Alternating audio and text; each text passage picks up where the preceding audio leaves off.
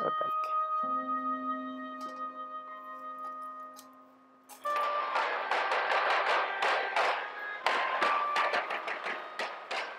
Kasi tandang-tanda ko pa nung bata ako, yung daddy at mommy ko, hindi sila papayag na linggo, hindi kami sisimba. Ang aking recollection ng pagiging religious ay talagang simula pa dun sa mga kanununuan ng mga lukbanin. Na talagang ang mga lukbanin ay relihiyosong mga tao. Kaya naman, everyday, maga't hapon, marami nagsisimba. At yun nga, hindi lamang kapag ganitong Holy Week, kundi yung sa pang-araw-araw na buhay. Talagang ang mga lukbanin, kahit kakaunti nung unang panahon ng tao, ay talagang sanay sila na nagpupunta sa simbahan.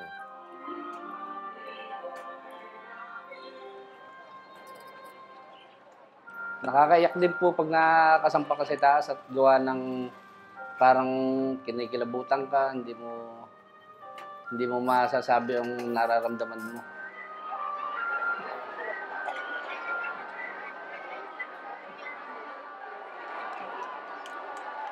Yung tungkol sa paghawak, paghipo, pagpunas, pagkuha ng tali o kung ano paman, yun yung simple na pananampalataya ng bata o matanda. Sila po ay namamanata. Para din po sa Quiapo, ganun. Talagang devotion nila na umusong. Para po ganun din sa dito sa Lukban.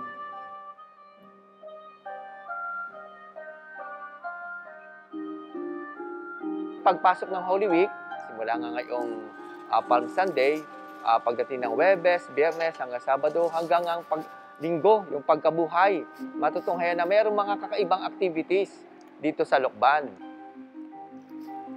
Kinikilala kasi ang Lukban bilang summer capital of Quezon. Pero makikita ko din parang ang Lukban din ay summer capital ng mga religious activities. Bakit? Una-una, nadagdagan na, nadyan ang kamay ni Jesus. At palagay ko yung naambag ng kamay ni Jesus, yung nagising ba yung mga tao sa sakripisyo.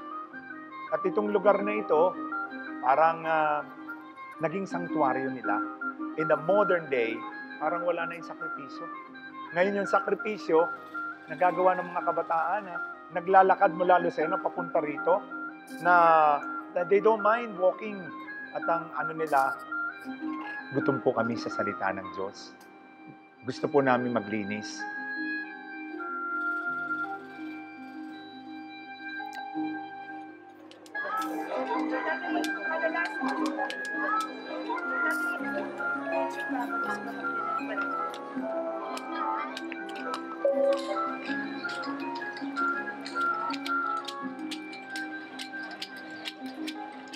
Napakaganda sa Tagalog, mahal na araw, mahal.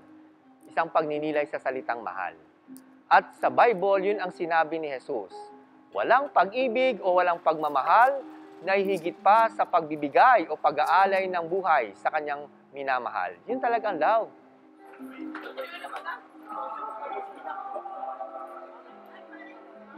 Dati, yung palaspas, nagagawa mismo yung mga tao. Kaya nung unang panahon, mapapansin mo, yung mga pintuan ng bahay, merong cross.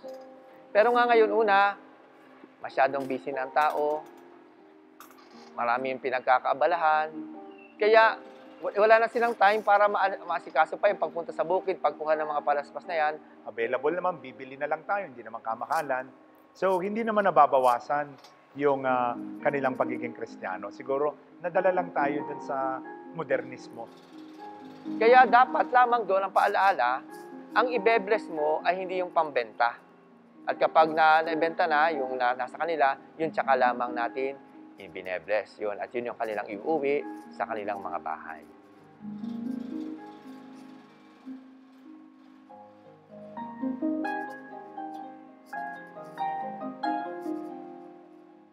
Ama naming makapangyarihan, ang mga palaspas na ito ay iyong pagpalain at pabanalin upang sa masaya naming pagbubunyi sa Mesiyas na aming Hari. Siya'y masundan at sa pamamagitan niya ay aming sapitin ang hindi magmamaliw na lungsod ng Jerusalem na kanyang pinaghaharian. Yung Palm Sunday, di alam natin yung ginigunita, yung pagpasok ni Jesus sa Jerusalem na sinasalubong siya ng palaspas.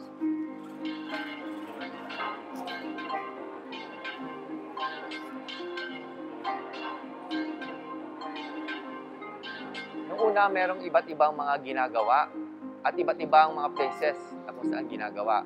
Meron dyan, katulad ng ginawa kanina sa basketball court, dumating yung panahon dati, ginawa ay mo from the school, yung elementary school, naglakad pa parito. Yung mga tao, nagpo-posisyon, yung mga matatanda, may dalang mga belo, inilalatag sa lupa, nadadaanan. Dumating pa yung time na yung mga pari, sumasakay pa din sa kabayo, para lalahanin na ganun ang ginawa ni Jesus sa pagpasok niya sa Jerusalem, sumakay siya sa asno o sa donkey.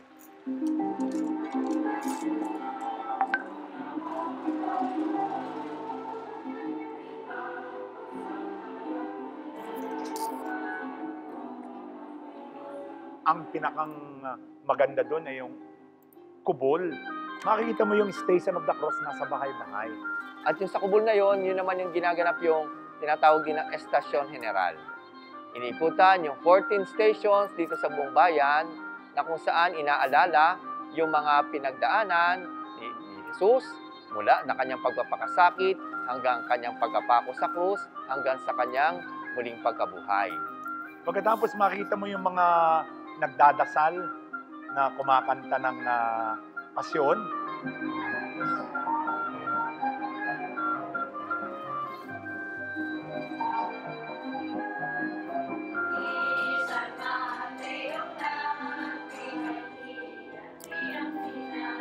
Nakakatuwang tingnan na makikita mo na sa iyong pag-ikot ng bayan, naroon mismo habang may kumakanta ng pasyon, makikita mo yung malaking puon na nadoong pinagdarasalan, kinakantahan.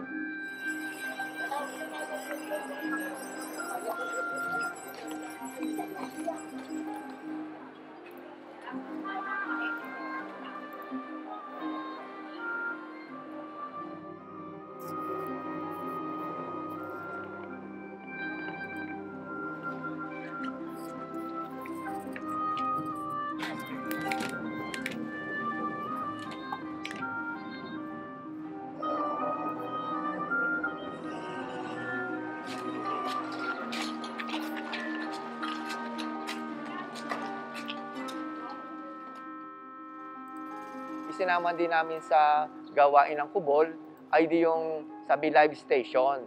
Nag-istasyon, nagdadasal ang mga tao, pero merong gospel dramatization yung mga bata, yung mga PYC, para at least naman ay makita, ma-dramatize yung mga nangyari. Yung nangyari nung sa istasyon na yon o sa tagpong iyon ni Jesus.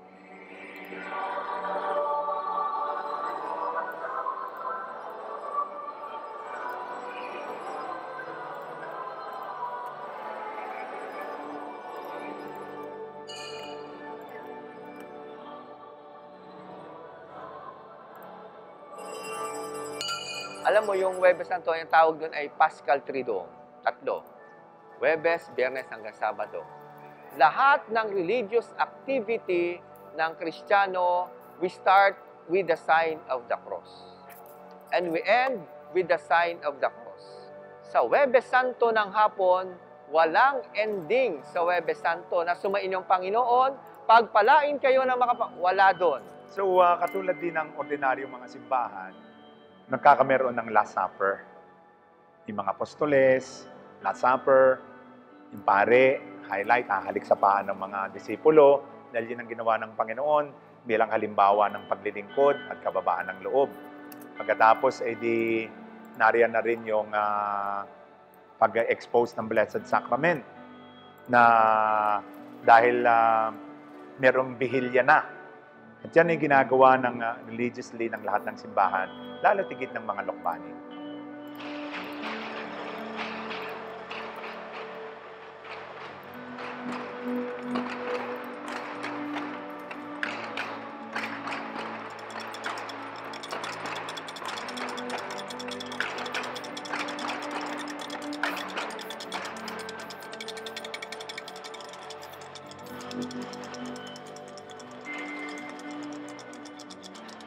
Sa history ng Lukban, merong 2 prosesyon. Yung on Holy Wednesday and Good Friday. Pero for the past years, ito ang naging pagbabago. Nawala na yung prosesyon ng Holy Wednesday. Ang nangyari na lang ay Good Friday, na katulad ng ginagawa sa ibang mga bayan. O ang highlight doon ay din tinatawag na Santo Entierro o tawag dito sa Lokban, Mahal na Senyor, dahil yun yung paglilibing.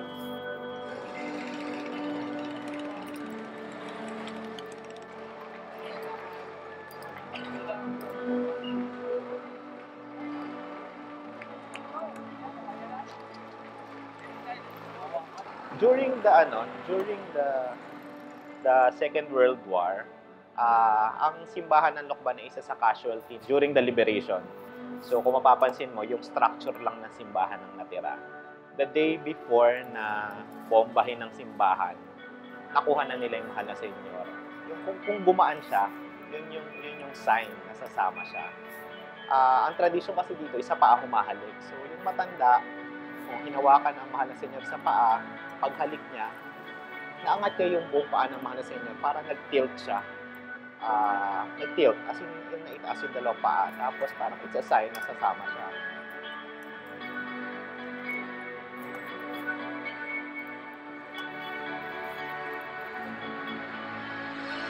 May isa pong libro sa kasaysayan ng Lokban na isinulat po ni Binoc Pantaleonantes.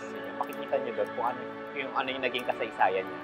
So kung paano siya nagmula sa isang pamilya, na isang la sa Maynila, tinubos ng pamilya Ranyola hanggang sa mapabalik sa bayan ng Lokban. Kasi during that time, ang means of transportation lang ay walking. Kaya inuwi yung Mahal na Senyor from Manila to Lokban, lakad. Kahit yung mga pari dito, yung matatandang pari, mga namatay na sila ngayon na nagkikwento ng kasaysayan ng Mahal na Senyor na sinalubog talaga ng banda musiko. Kasi sobrang laki ng deposyon ng mga tao dito sa Mahal na Senyor. Parang nung napasanla sa Maynila ang Mahal na Senyor is naging malaking ingay sa bayan.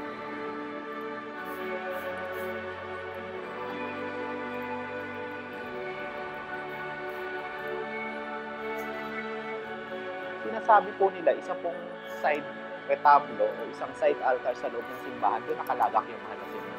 Kinukuha lang po ito sa simbahan pag sisimula na ng Holy Week. So, buong taon, yung Mahal na Senyor, makikita mo siya sa isang altar ng simbahan. Tapos, pag Holy Week, kinukuha na, dinadala sa bahay for the, yung taon-taon na ritual. So, kahit siguro tanungin mo yung mga batang maliliit, pag sinabing Senyor, alam na nila yon. Alam na nila tuwing Biyernes, bukas itong bahay na ito sa lahat. Dito sa Lokban, ang paggalang sa Mahal ni Senyor ay whole year round.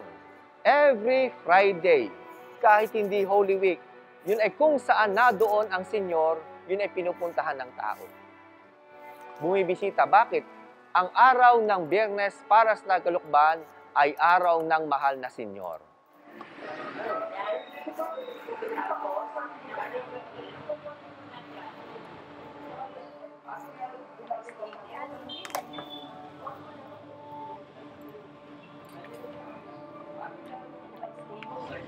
Kapag sumapit ang Biyernes Santo, ang pinakang highlight ng Mahal na Senyor ay yan ay pinupuntahan na. Yan ay inihanda na. During the Holy Week, doon din ginagawa yung pagbibihis ng Mahal na Senyor. So, sinusutan siya nung gold niyang damit. So, very symbolic yung damit na ito na gold ng Mahal na Senyor. So, kung makikita mo, lahat ng symbol of the Passion ay ibinurda sa lahat ng sides.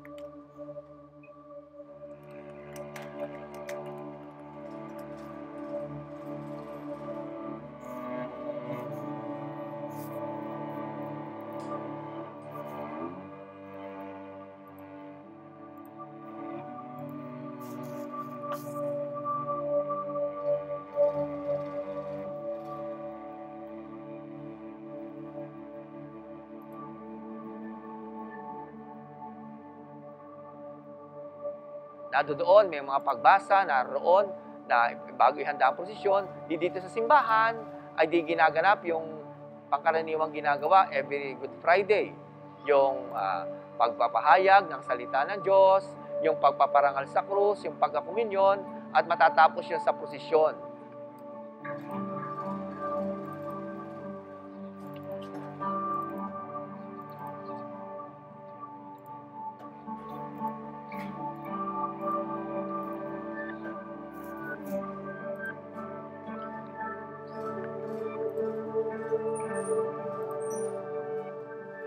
Ang nausong po diyan ay mga kamag-anak at yung ibang nakakaalam na taga-iba. Pero kadalasan po kami magkakamag-anak. At yung po wala pang karon na tinutulak. Yung po meron 3 kahoy na mahabang pasanan. Ako po isa doon sa nakakaitusong doon. Kapag Good Friday, lumaki at lumago ng lumago, ay yung bang kanilang panata dun sa mahal na senyor. Actually, meron ditong samahan. Merong may-ari ng senyor, pero meron ding grupo na tinatawag na samahan para sa mahal na senyor. Sila yung umaakyat. Sila yung nakabantay. Oo, yung mga tao ay nadoon sila lahat. Pero sila lamang yung may karapatan na lumapit. Sila yung habang nagpuposisyon, sila yung nasa taas. Sila yung nakapalibot at silang tumutulong upang ayusin. Eh, naagis lang ko po na gusto kong umusong dito. Nung maliit pa po ako, pinilit ko pong ako makarating doon sa taas at para po ma-manage ko yung kagandaan ng prosesyon na wala nakakain. Gusto namin maging huwaran sa mga iba pang umuusong. Kasi kami tuwing Biyernes Santo, di kami umiinom.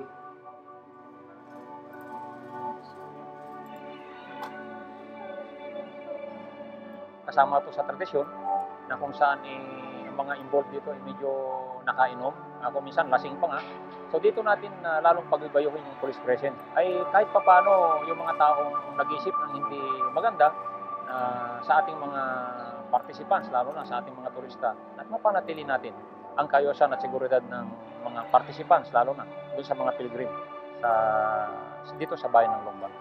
Sa umpisa pa lang po, pagpunta pa lang po dito ng Andas, ng Armasinyo, diyan pa lang mag-preparation ka na. Sa dami, kasi yung umpisa, ang lasing talaga andyan sa umpisa. Talagang parang gusto ka na nilang saktan, mapapain ka lang. Super kulit ng mga nakakain mo. Hindi sila mapagsabihan. Sasabihin nila, bumaba ka dyan. Ikaw dito. Sabi ko, bababa ako, pero pagagandahin mo ang lakad ng senyor, sabi ko.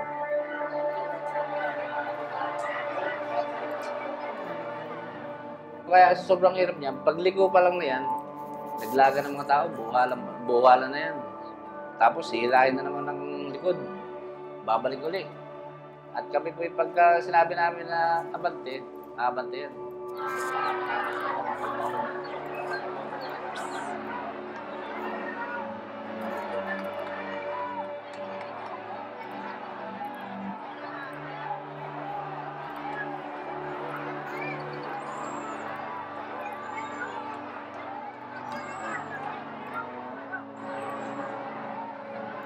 Pagpasok namin ng simbahan, mas mahirap po dahil maliit po ang daan doon.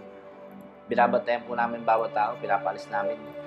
Dahil ang pagitan lang po niyan ay ganyan lang po pagitan. Kabila, ganyan kalaki.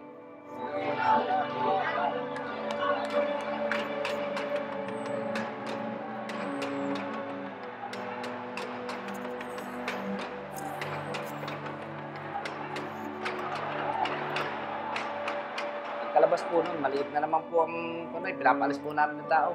Kaya po natagal, pinapatigil ko po marami na iipit na tao sa tabi ng pader. Yun po ang aking iniiwasan na may masaktan. Pader at ng Andas. Oo, yan. Yun rin purong bakal yung pong tabi ng Andas. Yun po ang iniiwasan ko. Pag ako nagpatigil doon, may naiipit. Tatagal na naman bago makalabas ng simbahan.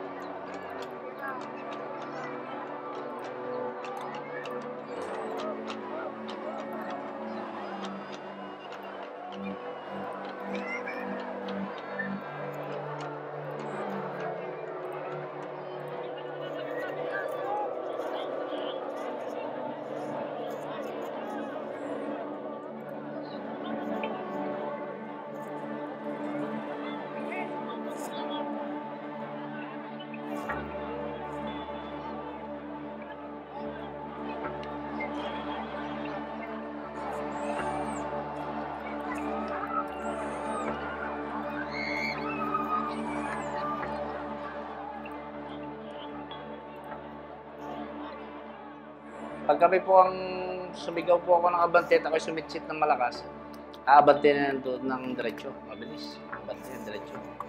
Hila, hila. Diretsyo yan. Pag sinabing hila, hila, diretsyo. Kahit sinong tao, kung gusto lang ikaw ay makita, ay makikita ka. Na ikay makyat. Kahit siya ka magtanong, nakita ka makyat, di tapos na yun. Baba ka na lang. At hindi ito papicturan. Sabi ko, baba ka na lang. At tayo hindi tayo magkakaigi dyan. Tayo magkakagalit. Eh, baba ka na lang. Ikaw may nakapagdasal na, takayapos ka na. Huwag ka na magyabang. Baba ka.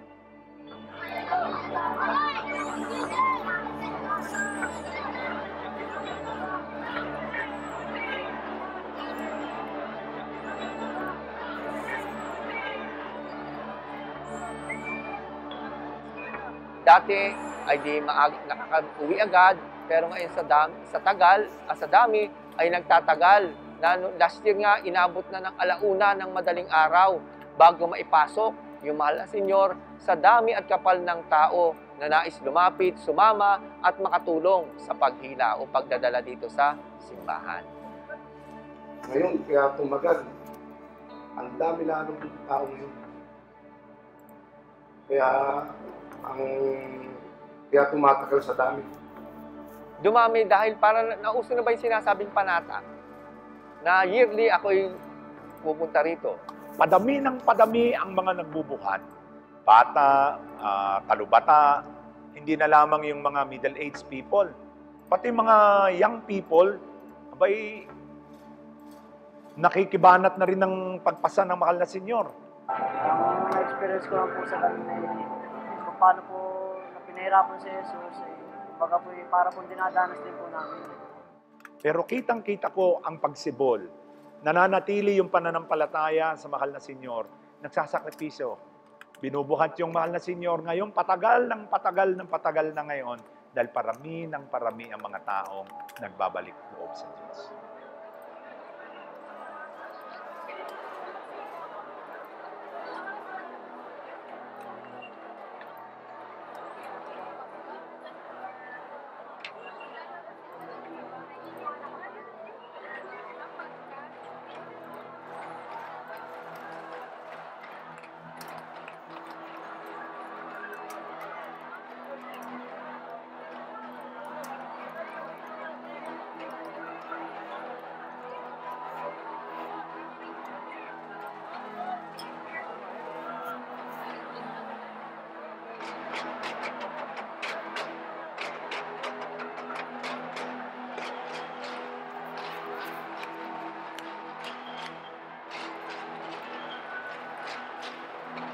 Ako man ay nag-aaral, ako man ay nagtatrabaho, ako man ay para bang inikita ko ay kanilang iniingatan. May ibang bata, makikita mo, maliliit na bata, merong tali dito. Saan yung galing? Galing sa mahal na senyor. Bakit? Ayun ang kanilang paniniwala na nakalapit ako, nakakuha ko, tutulungan ako nito, ililigtas ako nito, ipag-aadya ako nito. Di kaya ngayon yung mga bata at matanda, yun yung kanilang simpleng pananiwala at pananampalataya sa mahal na senyor.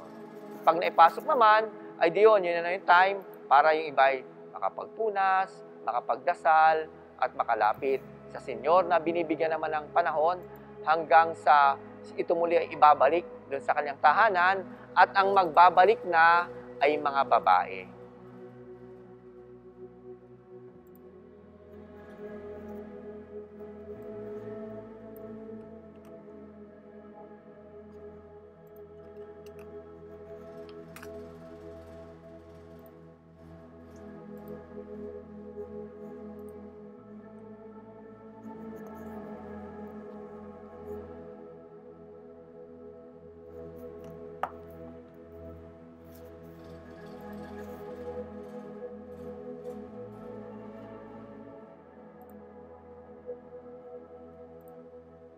Na dito sa Lukban ay yung sabi nga ay parang Little Quiapo na nangyayari sa mga nakasaksi doon sa kanilang debosyon para makalhawak, para makalapit, para makapunas, para makasama sa mahal na senyor tuwing Good Friday.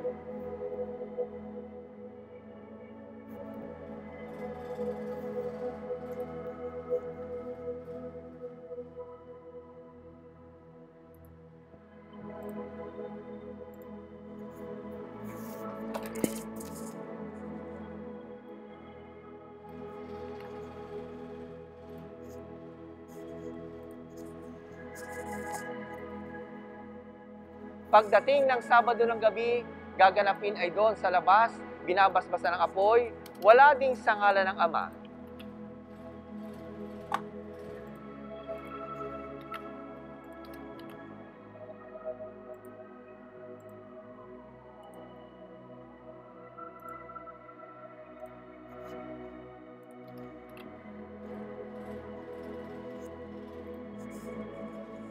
Hanggang sa bihilya ng Easter Sunday, ito yung pinakang highlights ng pagdiriwang yung Easter Vigil na tinatawag. Doon nga nakakatulog na ako dahil patay ang ilaw. Tulog ako ng tulog. Yung lola ko, sinisiko ako, gising, gising. Kasi buhay na buhay yung pananampalataya ng Lukbanin.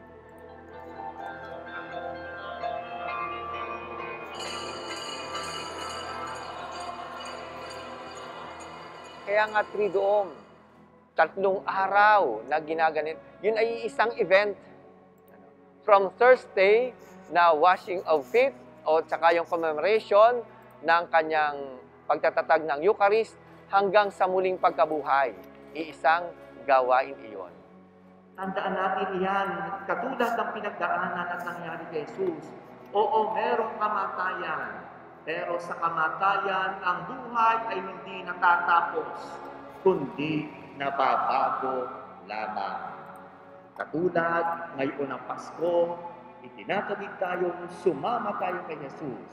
Mula sa dilim, patungo sa liwanag, mula sa pagkaalipin, patungo sa kalayaan, mula sa kasalanan, patungo sa kaligtasan, mula sa kamatayan, patungo sa muling pagkabuhay. Kinabukasan, yun ang naiiba. Buhusan. Yung buhusan ay Easter Sunday na pagpapaalala sa atin na tayo may bagong buhay. Bagong buhay na tinanggap sa muling pagkabuhay ni Kristo.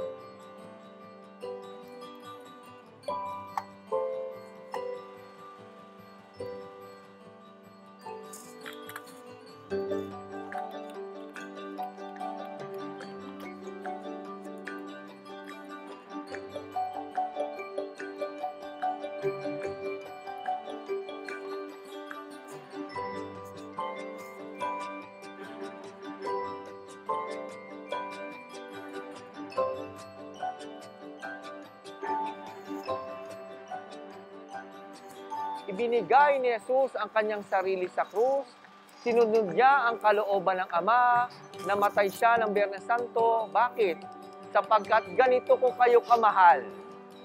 Kaya napakaganda na every time pupunta ang isang Kristiyano sa simbahan at magdadasal, narariyan ang krus.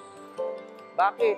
Yan ang inaalala natin. Kaya mahal na araw, ganito ko kayo kamahal. Ito'y mahal na araw, dahil ipinakita ng Diyos ang kanyang pagmamahal sa atin.